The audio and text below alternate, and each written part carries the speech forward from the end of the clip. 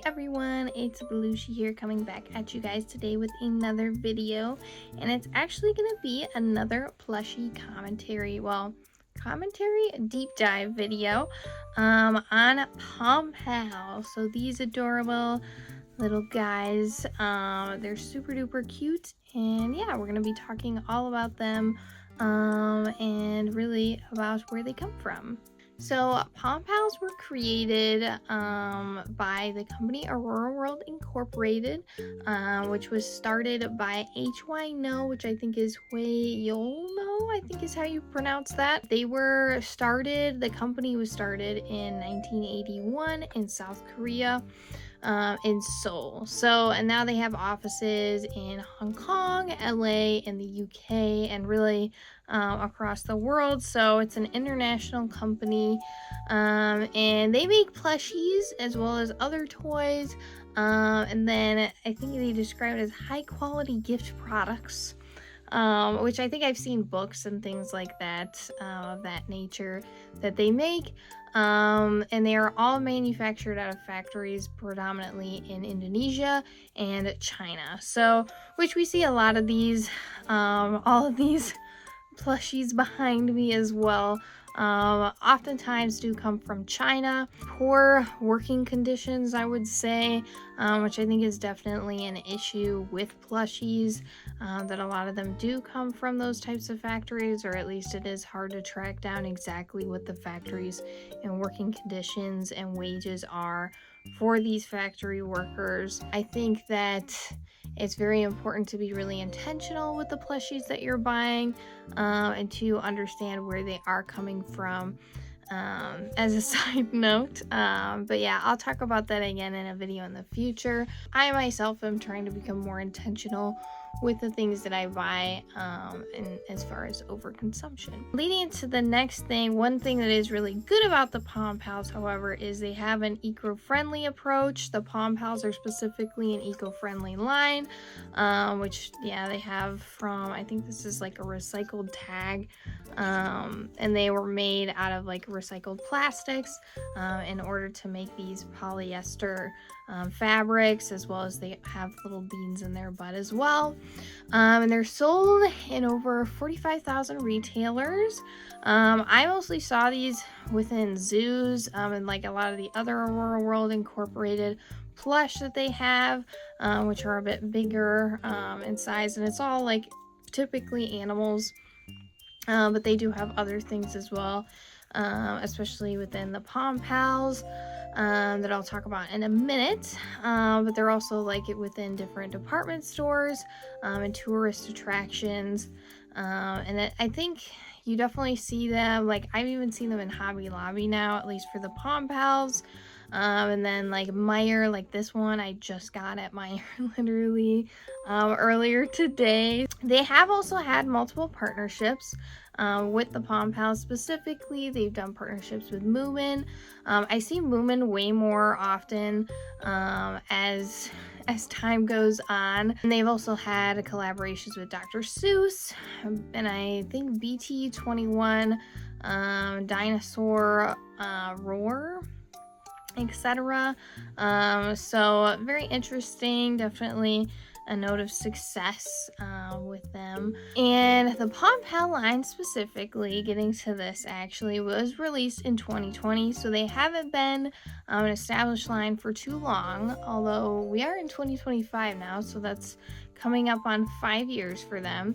And from what I can tell from the website and from doing some research, it was mostly animals that was in the first line, considering they're in a lot of tourist attractions and zoos. I think that that's honestly why. And like, out of these ones that I have here, I haven't found all of them quite that I have.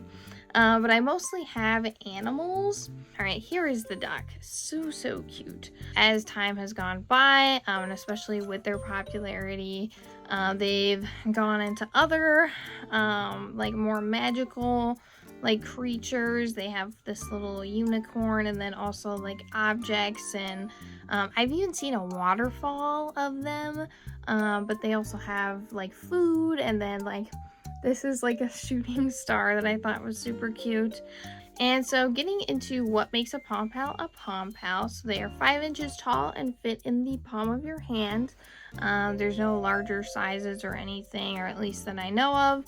I think it is pretty obvious given their namesake, that they pretty much just come in this size, which is super cute. I love how small that they are.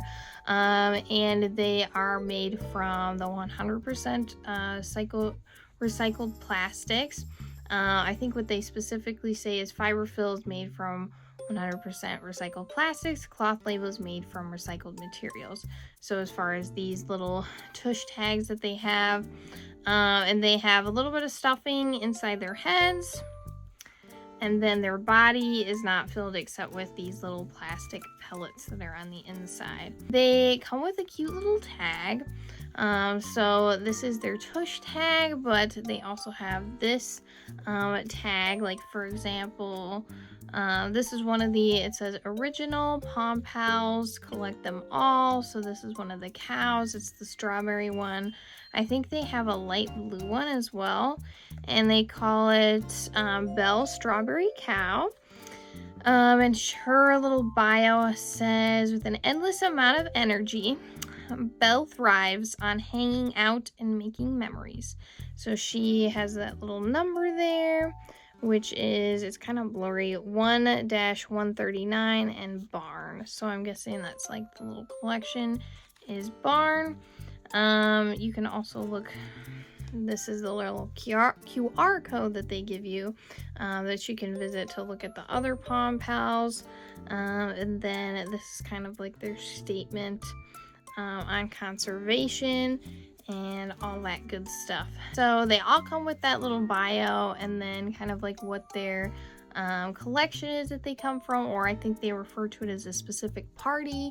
And then they, some of them also have a best pal of other pals that is listed. That's something pretty cool and cute that they do. I think that makes these toys a little bit more fun, is that you can have like the best pal that they go with as like a little duo. And then as far as the price point, I see most of them go for, or at least like this one I got at Meijer, for only $5. But I've seen them go like up to $11 typically, or $12 on Amazon. They did start off as like all being $5 from what I could see earlier on. I think in 2020. Past that point, they were quite a bit cheaper than what they are now. And then as far as controversies, I couldn't find any publicized controversies or scandals about Pom Pal specifically. However, I did find that Aurora actually sued in 2009. They sued Thai Beanie Boos over their Yoo-Hoo and Friends plush line that they had released. Which, to be honest, like, I'll put in 2 pictures of both of them. They look pretty similar, I will not lie. However, Ty ended up countersuing, and neither side really got anything out of the lawsuit. As far as successes, these have become, I think, at least from what I can tell on social media, definitely for adult collectors, a really big line for Aurora World. And they sell phenomenally well since the pandemic, I think, as well as like a lot of other plushie brands like Squishmallows. And I do think that they're holding on to that, definitely with YouTubers like Froggy Crossing, or like Instagrammers who post their plushies. I think definitely from Squishmallows, a lot of people are also collecting these. And it makes sense considering how small they are, and then also you don't have the same kind of like competition surrounding these and getting these, or at least that's how I personally feel about it, as you do with Squishmallows. And I definitely see that now too with Jellycats. It's very difficult to get different ones, especially when it's really popular, and Squishmallows did the whole thing with the rarity tags. That is not my favorite, and the select series, and only a certain number of them being made. And of course you could say similarly for Jellycats, I'm sure they only produce a certain number and they do retire, but they don't have the same tag system, or at least to my knowledge, there's no rarity tag system. That's really irritating because it really just like points out, which there are positives to it, but it points out exactly which ones there's going to be less made of, so resellers automatically just know to pick those. But yeah, so that's something that's really nice about these, and I think attracts people to them, and a lot of people really love them with their small little size. As far as the reviews of Pom Pals, or my overall thoughts about them, as plushies, I think for their quality, so they do have pretty good sewing from what I can tell. I don't see any loose like threads on these. I think especially like looking at this one too, because the spots are like the cow print is all sewn on here for the pink. So the fabric sewn together and the seams are done really, really well. And I don't see any issues too much with things being uneven. Though I will say, which is common among plushies, I've found, it's getting a little dark in here too, my apologies for that, but these rings, which I cannot seem to get off of my axolotl one, that I don't love. I also, this is interesting too, of the seam up their heads, which I think is it's in the cow, which is interesting too. That's not really like aesthetically pleasing, but I'm sure as far as like structural wise, maybe it's necessary, I don't know, for the design of the plush. But yeah, the eye rings are the one gripe that I have probably about their quality, but otherwise I think they're really soft, they're really cute, and I don't really have too many other issues. I feel like they are the best for the collecting purpose because they do come in such small sizes, and I think that I don't know totally of like for little kids, I think this is not probably the most like cuddly plush to have like in your bed because they are so small, but definitely still like a cute choice I think too for like a little decoration too, and like the beans help them sit really well on shelves, which makes them automatically really nice to display for a plush. And as far as innovation, I think they are mostly traditional. I wouldn't say that they're overly innovative on these little guys and their designs. I think this one's a little bit more fun of like this hammerhead shark or like this shooting star, and I think they definitely get more creative when it comes to non-animal things and non-food items, where you can see more so of them going for like the less safe choice than you would with like the regular axolotl or the regular duck. So I would say it's fine. I'm not really like super impressed, but I'm not like these are absolutely terrible, and I've seen exact copies of these because I think the Bum Bums are pretty similar in a way to these, but I think like for the fabric and the recycled materials that Bum Bums do not have, and I think these were probably actually even out before Bum Bums even were. So, and who are these for? I think that these are for, like I said, like I think these can be really good for kids if they want to display them, or even like if they like more of the sensory feeling of the beans, or even just as like a small little, if they really like small plushies to cuddle with. I generally feel like I see people cuddling with larger plushies, but it really depends on the kid. And then I think these are really good for collectors as well.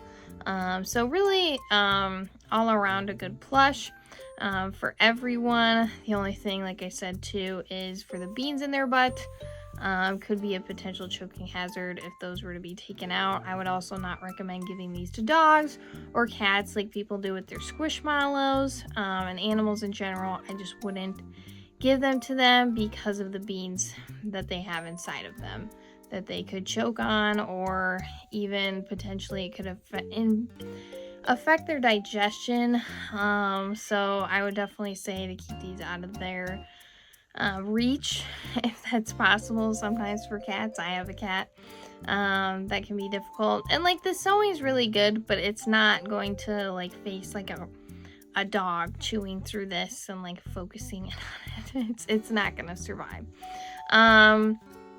But also I think too, like if you have a lot of plushies already, and you're really looking for something that's extremely unique, I wouldn't say that these would probably be totally what you're looking for. Like I said, some of them are a little bit more unique, like this one, but it's still not going to give you like the unique traits that I think you could find in more like handmade plushies. And things of that nature that you can find too. People sell them on Instagram, on their Instagram accounts.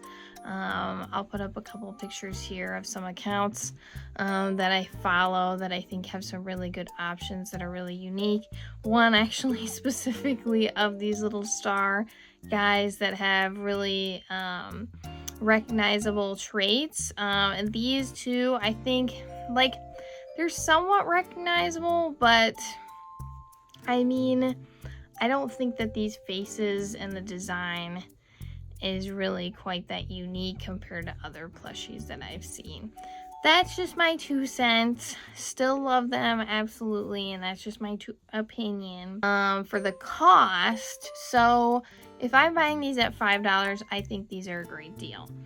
But if I'm buying them at $11, for me, it's a no. I just don't think that they are personally worth it to me to spend an $11 on them.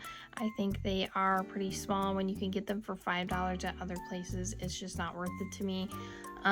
So I think if you're taking them at their $5 price point, these are totally worth it. But if you're going over double that, I would say not so much, at least for me. I would think you could skip out on buying these for the fact that they aren't quite that innovative. Overall, I would give the Pom Pals 7 rainbows out of 10. And that's pretty much the end of the video. I think they are super duper cute, and I really like that they don't have the rarities on the plush, but they are still quite like a standard, I would say, plushie. And they have their own little spot as being eco-friendly, which I think is something that really adds, I think, to the allure of why people like these. But yeah, that's pretty much it for the video. Let me know what your guys' thoughts about Pom Pals are as well down below.